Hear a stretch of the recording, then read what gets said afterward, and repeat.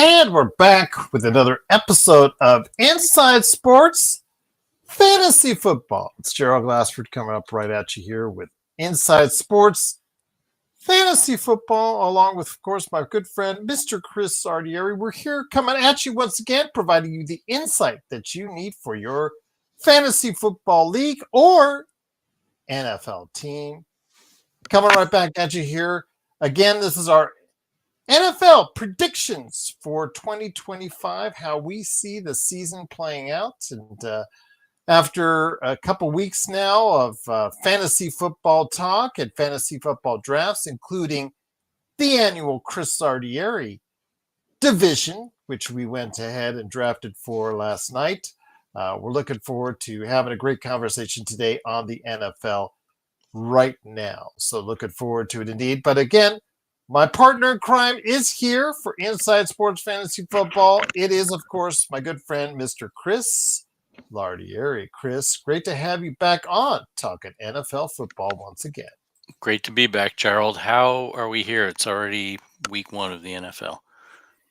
Well, I'd feel better if Yahoo liked me better. But first, I want to say this before we get any further. If you decide to change over the league to ESPN, I would be greatly appreciative of that because the Yahoo draft interface is absolutely the worst mess I've ever seen. It is absolutely it's just all the stuff. And it's very hard to see what exactly is going on as far as who is being drafted where. It is just like right there. The whole thing is like ads and trying to upgrade a Yahoo Plus. It's right there in front of your face. And it takes up so much space, you can't even see who the other teams are drafting. It's right there in the small right-hand corner. It's as if Discord, which I hate immensely, threw up all over my screen. And, you guys can say all you want about ESPN and it has its issues. I understand it. But at least I can see what's going on in the course of my draft. So I'm just ticked off, my friend, at Yahoo. Their interface was always much easier, but this time it was just like all this useless information going across my screen when I just wanted to go ahead and pick, select, and draft, and it just made it a less enjoyable experience by what they showcased. I understand a couple of my good friends that are in our that are in my chat on the Lakers Fast Break-In love Yahoo. I'm sorry, I'm no longer Yahooing for Yahoo. Yeah, my other league's ESPN. That was the first time Dom and I did a draft there, so I'll have to debrief with him later on after our show. But yeah, I feel like at least at ESPN, the app's a little easier to read for people our age. But yeah, I mean, Yahoo is the gold standard. It's kind of surprising. I mean, it's not surprising that they'll sell ad space anywhere there is space, but yeah, it's disappointing to say the least, but duly noted. Absolutely. So if you have any questions for us, like Jacob4 has right down below, which we'll address right now, please go ahead and hit us up, isfantasyfootball@yahoo.com or Inside Sports FF on Twitter or Gmail as well. Or you can just leave it in the comments below if you're watching this on YouTube, Twitch, what have you. But Jacob4 says, yo, rate my draft. Half PPR. That's where we're coming to, is half PPR, guillotine leagues, all these catch things now. It's just great. 12-man, pick 7, snake draft. League is 1 quarterback, 2 running backs. And I appreciate the detail on this, by the way. 2 wide receivers, 1 tight end, 2 flex. And it can be a tight end on the flex. Picks in order. CeeDee Lamb, Chase Brown, Brock Bowers, JSN, Pollard, Caleb Johnson, Golden, Odunze, Krosky Merritt, Josh Downs, J.J. McCarthy, Dylan Sampson, Justin Fields, the Tampa Bay kicker, and the Packers D. Your thoughts? How well do you think he'll do?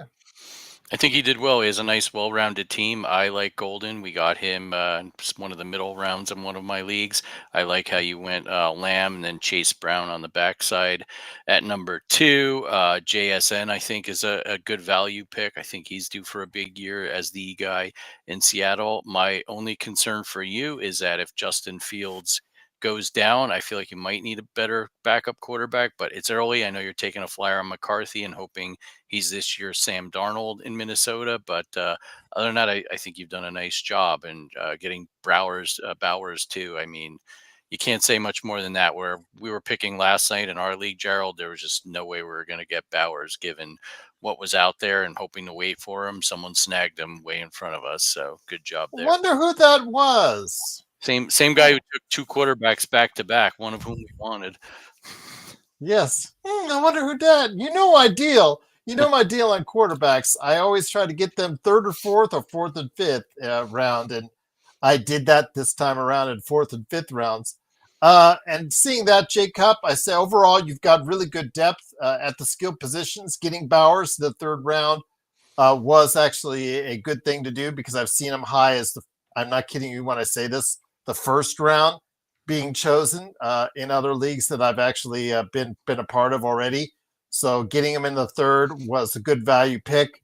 Overall, I see its quality, but I think you are. I think, like you said, Justin Fields. It's up to McCarthy or if Justin Fields. You got to have a lot of faith in McCarthy. Fields again, a lot of pressure is on him to succeed. So we'll see what happens there. But if you don't like what you see for the quarterback position, you do have a lot of good assets that you can package to other teams. So I think, again, overall, what you've got there is really solid depth-wise, especially at the skill positions. Getting the Tampa Bay kicker, I think, was a good one because he's got a good leg. Accuracy is pretty good. One of the things I pointed out in my drafts, I tried to target kickers that had the highest previous accuracy. Is what I usually go off as far as, where you'll see somebody with 35 attempts last year, maybe 27, 26, 28. If there's any that pop in the 30 out of 33 or 30 out of 35, 31 or 35, just solid numbers. And the Tampa Bay kicker does have that. So pretty solid numbers. In the Packers D, obviously a good pickup by their recent pickup themselves. Although it kind of concerns me, he comes on the team. Micah Parsons signs a big deal, and already he's getting treated. So we'll see what happens. But again, overall, a good roster as far as depth is concerned. I'm just concerned about the quarterbacks. But again, you've got a lot of depth to package them in a deal in case you want to upgrade there, Chris. Yeah, absolutely. Like you said, depth is key. And honestly, if neither of your quarterbacks don't pan out, just keep an eye on the waiver wire, especially in the first couple weeks of the season. There could be someone out there for you. Once again, it is Inside Sports Fantasy Football along with Chris Sardieri. It's me, Gerald Glassford. Thanks again for watching this. We truly appreciate you joining us. So, Chris, the season is almost here.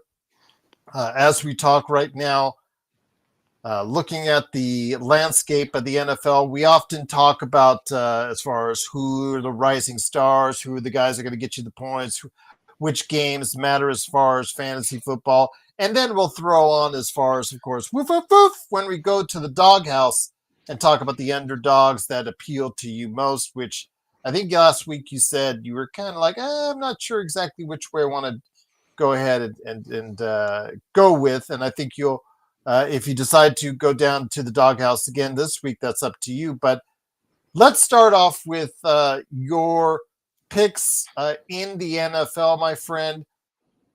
At first, let's start with your pick as far as overall. Who are the teams that you think in the NFC are going to make the playoff? Yeah, I mean, the Eagles are a no-brainer. I think Washington, while they'll come back to earth, are going to be in the hunt. The NFC North is going to be definitely interesting. I mean, you think the Lions and Packers will definitely be in the running. Now, will the Vikings fall back to reality? I don't think they'll have a year like they did last year.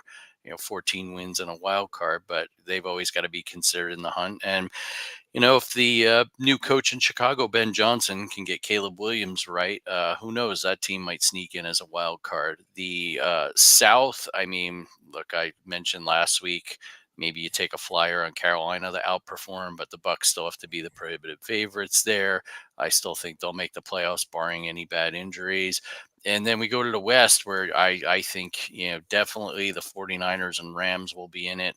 Some people think the Seahawks, after a near 500 year last year, are poised to bounce back under second-year coach Mike McDonald. And some people think the Cardinals, with their last place schedule, might be a contender. I don't, but I do think they could play the role of spoiler here in a very tough NFC West. If there's a team that you think may surprise in the NFC, who may that be? I think it's going to be the San Francisco 49ers. I know a lot of people are jumping on that bandwagon. They had a horrible season last year with a ton of injuries. People think the Rams are the favorite in that division right now, but as long as they can stay healthy, they got a backup now for CMC if he gets hurt. I think they're a team that's poised to make a run for the Super Bowl, quite frankly. In terms of long shots, I'll throw one out there. I think the Panthers, if something goes wrong with the Buccaneers and the Falcons do their usual choke job in December, who knows? Maybe that's a team that could sneak up and win the division or sneak in as a wild card. Just a long shot pick from here. I say look out for the Falcons. I don't know about their defense just yet, but their offense, I believe, is very high octane. And how far their success goes, Michael Penix Jr. A lot is up to him. But then again, you do have Kirk Cousins, although he didn't really impress in his position when he was given the starting lineup. I saw him here last season against the Raiders, and it didn't work out so well. So even though he has proven himself worthy over the past few years before that, it seems like right now I'm not sure where he stands. But Michael Penix Jr., I think the success of Atlanta rides really squarely on his success, because you have an outstanding receiver in Drake London. You have an outstanding a running back in Bijan Robinson. It all ties in with Penix and how far you think he'll go. Exactly. And you hit the nail on the head too. The Falcons' issues have not been offense the last few years. It's been their defense. And I know they tried to address it in the draft, but until that team makes a stop, they're not going to be a playoff team. So, I know Raheem Morris comes from the defensive side of the ball. Let's see if he gets that unit turned around this year finally. Once again, it is Inside Sports Fantasy Football. It's Chris Lardieri along with me, Gerald Glassford. Thanks again for watching this. I truly appreciate it. If you have any questions on your fantasy football team, or just before Thursday's start, any chance if you're going into the last second draft, any last second advice, please let us know. isfantasyfootball@yahoo.com or Inside Sports FF on Twitter or gmail.com, or you can just drop it in the comments below and we'll get to it as fast as we can as well. But Chris, if there's any team, how you see it lay out as far as the landscape is concerned, because you talked about the San Francisco 49ers being a team that's going to be back on the rise after an injury-plagued season in the NFC South. It kind of looks up in the air on that one, whether you think it's Tampa Bay, whether you think it's Atlanta, or whether you think Carolina may surprise with Bryce Young. And then you have the NFC North with Green Bay. How are they going to be affected with Micah Parsons, as far as playing like that, on the defense, provided he's healthy. Chicago Bears, new coach, new spirit, new atmosphere. We'll see if see if that's the difference, and Caleb Williams can step up as a quarterback. And of course, the Detroit Lions, are they headed for a little bit of a crash after a really successful year last season? And of course, like we saw, some of the people chipping away at it as far as players and coaching staff moving on to other teams. And then we have the Philadelphia Eagles riding high off of their world championship and Super Bowl win. The Washington Commanders with Chase Daniels could be very much of a surprise as well. And then, of course, how about them Cowboys? How about that team themselves as far as letting go with their best defensive player, and we'll see what happens there. So, with all that said, my friend, how do you see the NFC playoffs shaping out? I think the San Francisco 49ers emerged victorious, back in the day, making such a prediction when the Super Bowls at their home stadium would be heresy, but then we saw teams do it back to back at the earlier part of this decade. So I think the 49ers emerged just because their strength of schedule is easy. I think the West is winnable for them. I wouldn't be surprised if they end up with at or near home field advantage. And frankly, I like the way Brock Purdy's been playing. He got his contract. That whole controversy and buzz around that is gone. And I think Robert Sala, run out of the Meadowlands as Jets head coach, gets back to his basics, what he's good at, being a defensive coordinator. And I think he helps the 49ers D this year. So that's my pick to come out. I would really love to say the Rams would be there too. Just too worried about Matthew Stafford and his injury. If they can keep him upright this year, that's another team I think can contend. And of course, the Eagles are going to be in it. But the statistical mind that I have at times, I know they've got to revert back to the mean at some point. So while I do see them as a playoff team, I do remember last year in January in the snow in Philly, they let the Rams back into that game, and they were a fumble away from at least forcing it to overtime, if not winning it. So while the Eagles had an impressive stretch last year and playoff run, they were that close to losing, and the balls always bounce a little bit differently the year after you win a title. So, with all that said and done, your NFC championship contender going on to the Super Bowl would be the San Francisco 49ers. Is that correct? Correct. Put my money where my mouth is. Place the legal bet in the state of Nevada. So I'm gonna stay Or consistent. on your app these days. Yeah, just not in the state I live in. But yeah, I get your point. There are plenty of other states I could do it in. Please bet responsibly. And again, we're just giving you advice or tips as far as entertainment is concerned. But I agree with Chris. Right now, you'd have to say if San Francisco is healthy, they do have a very talented team. And I think that they might have what it takes because it's so hard to go back to back, as we've seen in recent years, what happened with Kansas City and whatnot. But Kansas City, seems to be the only team that really thrives off of getting to the Super Bowl on quite a frequency. And we'll talk about them probably here in a second. But I'm probably going to lean San Francisco or Philadelphia at this point in time, but we'll have to wait and see. Kyle says, I have Josh Allen. Oh, great question. All right, here we go. Kyle Siebert says, I have Josh Allen. Should I double flex Shakir and Coleman, or should I use Jacoby Myers or Ollie Gordon?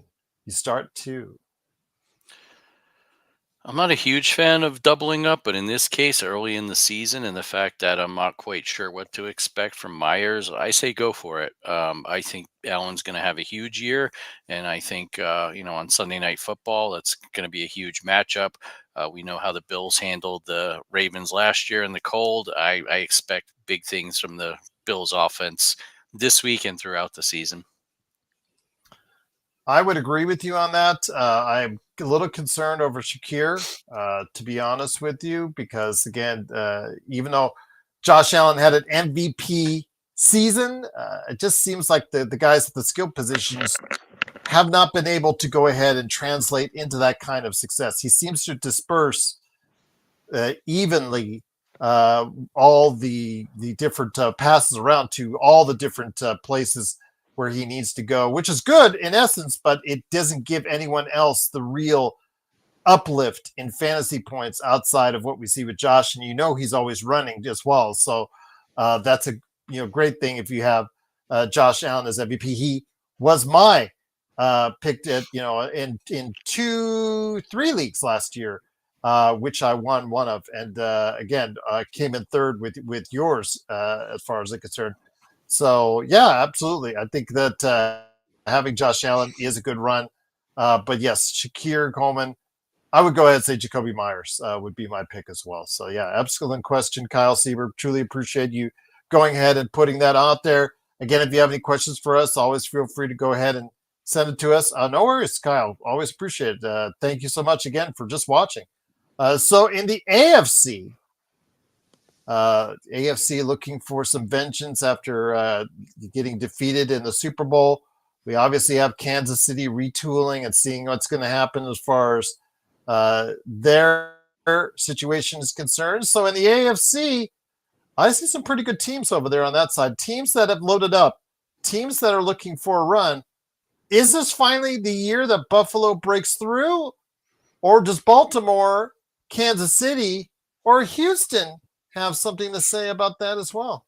Yeah, I've been saying that for the last few years. Maybe it was wishful thinking, but again, I think the Bills have to be at least one of the teams to beat. The AFC East is completely weak.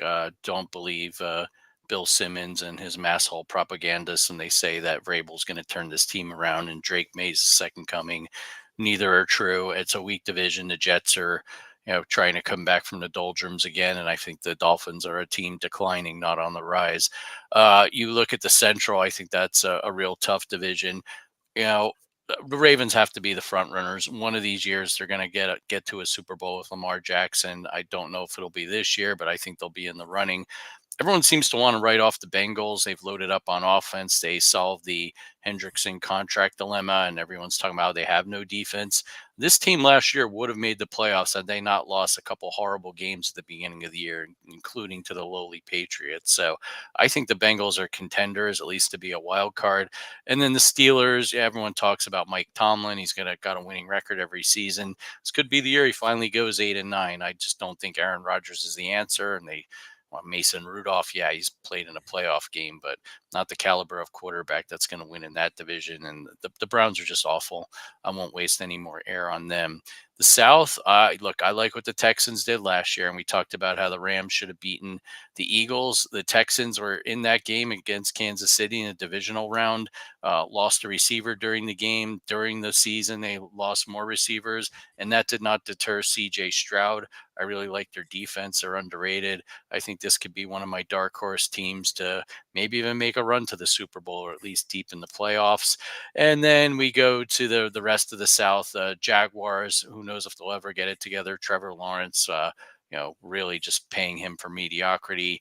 The Titans and Colts bringing up the rear. One thing I'll say about the Titans is I'm curious to see how Cam Ward performs, a number one overall pick. There are a lot of high hopes for him out of there. Not that they're going to, do anything, but who knows? Maybe they play spoiler and beat a couple teams this year. They shouldn't.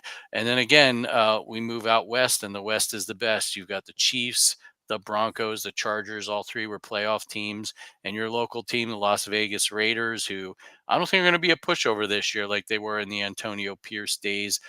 Pete Carroll comes out of semi-retirement after 1 year. Tom Brady thinks he owns the whole team, even though he's a part owner. And, Brock Bowers finally has a quarterback to throw to him in Geno Smith coming over from Seattle. And, with Ashton Genty, highly touted rookie running back. Let's see if the Raiders can get that ground game running. Don't think they'll be a playoff team, but they're not going to be pushed around in the AFC West anymore. So I think those are your contenders and your pretenders. There's a lot of rookie running backs and wide receivers, but mainly a lot of rookie running backs that are high up in the fantasy football drafts. We talked about that before, how that might be a little bit of a risk. I'll just say, as far as the quarterback is concerned, Cam Ward, he was in almost every draft I was, except for one, available in the last round of every draft. I picked him up as a third quarterback on a couple of those drafts. But the last one, of course, was the one that we did. He was picked up earlier. So some people are starting to show faith in the number one quarterback, and we'll have to wait and see. But your thoughts on this rookie crop? A lot of weight is being put on Ashton Genty to score big for fantasy football owners. Mario Hampton from the LA Chargers is also someone that a lot of people are taking a look at. It's now risen up those draft boards as well. So before we get to your predictions on the playoffs for the AFC and our overall Super Bowl pick, your thoughts on this rookie class and who might end up being Rookie of the Year? Yeah, I think it's going to come between Genty and Hampton just because they're in situations where they're the clear number one. They're going to be starting from day one. I was really surprised that Travion Henderson's now listed third on the depth chart with the Patriots. He had a great preseason. a lot of hype surrounding him. I'm sure he'll be the starter within a matter of weeks, but he'd really have to put up huge numbers in a short amount of time to win Rookie of the Year. But I know they're really excited about his explosiveness. I believe in Hampton. We picked him in our league last night, and with Najee Harris recovering from yet another one of those stupid firework injuries from the 4th of July, I think Jim Harbaugh is going to pound the ball with him. So I think those are your Rookie of the Year contenders if it was to be a running back. I like Hampton. I like what I see out of Hampton, and I'm thinking that if with Genty, just maybe it's the Raiders' luck or what have you. I'm not with the fact that I've seen it up close and personal here in Las Vegas. Maybe I'll be proven wrong as far as Genty is concerned, but I like Hampton right now as my early favorite. But who knows? Cam Ward, who knows? Jackson Dart, maybe. Getting that opportunity because he was drafted by several teams sometimes before Cam Ward, which actually blew me away. But those are just Giants fans, I'm guessing, because we got Cam Ward as a backup really late in one draft, and what the heck? Hold on to him. Maybe he amounts to something. If not, release him for the hot quarterback of the week. But Dart's going to sit for a while. Yes, I think so, but. As you and I know, the NFL always changes like that, so we'll have to wait and see what happens. But before we get your thoughts on Coach of the Year and MVP for this year, I want to see how your AFC shakes out. So if you are putting your prognosticator cap on, how do you see the AFC landscape and the playoffs shaping out? I think it's another slugfest with a lot of the same familiar names as last year. One caveat, I do not think the Chiefs make it to the Super Bowl. I wouldn't be surprised if they don't make it to the AFC Championship. Besides the Rashee Rice suspension, this is just an offense I was not impressed with last year, and they've only gotten older. Have they really addressed their offensive line issues? I don't know. We'll see. The defense is always solid under Steve Spagnuolo, but that was not the vintage Kansas City Chiefs from the early years of the Mahomes run to the Super Bowl. So I think they flame out this year. I'm going to narrow it down to two. While I do think the Ravens will be in it, I think the Texans make a run this year, but ultimately they're thwarted by the Buffalo Bills in the frozen tundra of Orchard Park, New York. They played one last year in the stadium formerly known as Rich Stadium, that great frozen edifice up there practically in Canada before they move to their new digs next year. Shout out to my cousin who worked on that stadium the past few years. But I think this is the Bills' year. I think they finally put it together. The drop passes go away. The penalties like phantom kickers, Scott Norwood, you name it, wind gusts. I think that all goes to the side, and Josh Allen leads his team to the big dance in Santa Clara next February. I agree with you. I think this is it's now or never for the Buffalo Bills, in my opinion. And I think that it is now. But let's go with a surprise that you might have. You said Houston may surprise. Baltimore, obviously, with their defense, always has a chance, and Lamar Jackson could step it up as well. Would be surprised. Cincinnati, you talked about as well with their high octane offense. Let's not forget about the Miami Dolphins. I think they're just going under the radar for now, and it all depends on Tua. If he takes another shot, that could be it. That could be all she wrote. I get that. I understand that. But outside of that, they do have a lot of skill right there. Their lines seem to be pretty steady. I'd say don't underestimate the Miami Dolphins making a run. I didn't say all the way, but I just said don't be surprised that they make a little noise this year. Yeah, I just worry about Devon Achane, and then we'll see which Tyreek Hill shows up. I know last year he wasn't quite the fantasy player everyone thought he would be. I think he was drafted in the top 5 a lot of places. So we'll see if he bounces back this year. My surprise team, and I don't think they'll be a playoff team, but I think they'll outperform and they won't be in the cellar like the Indianapolis Colts, is those Tennessee Titans. I think, sometimes you get these rookie quarterbacks. Now, not everyone's going to be Daniels and DC, but maybe Cam Ward after a few weeks puts it together and the team puts a nice little run, and who knows, maybe they have like a 7-10 season. Don't think they're contenders, but I definitely don't think they'll be in the running for the top pick in next year's NFL draft. Once again, it is Chris Sardieri along with me, Joe Glassford. Thanks again for watching this thing. Truly appreciate you joining Inside Sports Fantasy Football. Again, isfantasyfootball@yahoo.com or Inside Sports FF on Twitter, and also gmail.com as well. If you want to go ahead and lay your questions out there, or just put it on the YouTube channel, we'll go ahead and try to address it as soon as possible for you. But before we head on out, before we get to your ultimate Super Bowl champions, I want to go ahead and ask you your thoughts on the MVP and Coach of the Year. We'll start with Coach of the Year first. Who do you think will be given that illustrious honor as far as Coach of the Year? Who do you think? It's usually given to a team that people don't see coming.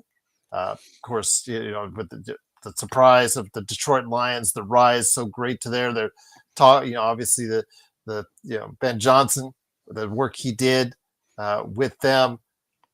Where do you see the Coach of the Year ending up this time around? Yeah, if you look at it, and if they do dominate like I predict, I think Kyle Shanahan will be in the running. But like you said, tends to go to one of these surprise teams that just really outperforms. And what the heck? Let's just say, how about? Geez, there's so many teams that are in it right now, but I'm trying to think of one that'll outperform. We'll go with D'Amico Ryans with the Texans. Maybe they have a really fantastic record this year and surprise a lot of people with how well they play. I'll tell you what, look out for if they close the gap on the Chiefs. Look out for Harbaugh. I'll just say that. Look out for Harbaugh to see if he might surprise. Yeah. So if they get to 11 wins, could be something to talk about right there for you. But before we head on out and before we go ahead and do our Super Bowl predictions, MVP is concerned. MVP, it's hard to stay away from Josh Allen. Great year last year. Got married to Haley Steinfeld in the offseason. I don't know. Things are looking good, but are they looking too good for him to be an MVP twice in a row? Yeah, I think that's tough. Had he not won last year, I think he would be my favorite. I'm just going to take a flyer because I thought this guy was in the running last year and had a valid case.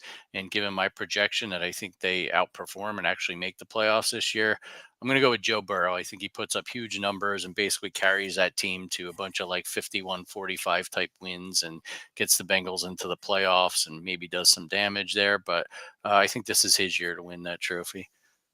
I actually was going to go his teammate, Jamar Chase, who is the #1 fantasy football option in most drafts. And I was actually going to lean towards if they get to 12 wins or 13 wins, I definitely think it's a possibility because it will be all based on their offense.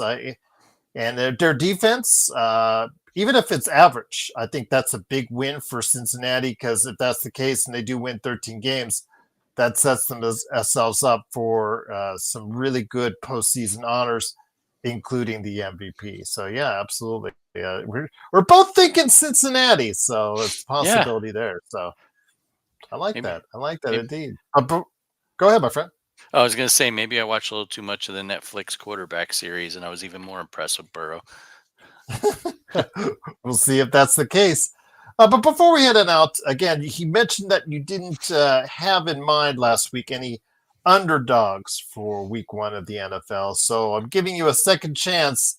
If you do have any thoughts on any underdogs for week 1, as we go out, we take a look at the underdog because we're out on the lawn looking over the landscape of the cul-de-sac there, the beautiful neighborhood at right there at your bevy. It's fall starting to creep in a little bit, still a little bit warm from the late August heat going over the Labor Day weekend. But you look out, you make sure the water and the bowl is okay for the dog because woof, woof, woof, it's time for the doghouse once again. Yeah, I'm glad I didn't last week, Gerald. During that time, the Packers traded for Micah Parsons, and then he got hurt, and I'm sure the lines moved back and forth. So settled in. We're here recording this on a Wednesday evening. The season starts tomorrow night. The lines seem to have been a little more stable. And you know me, Gerald, I love my home dogs.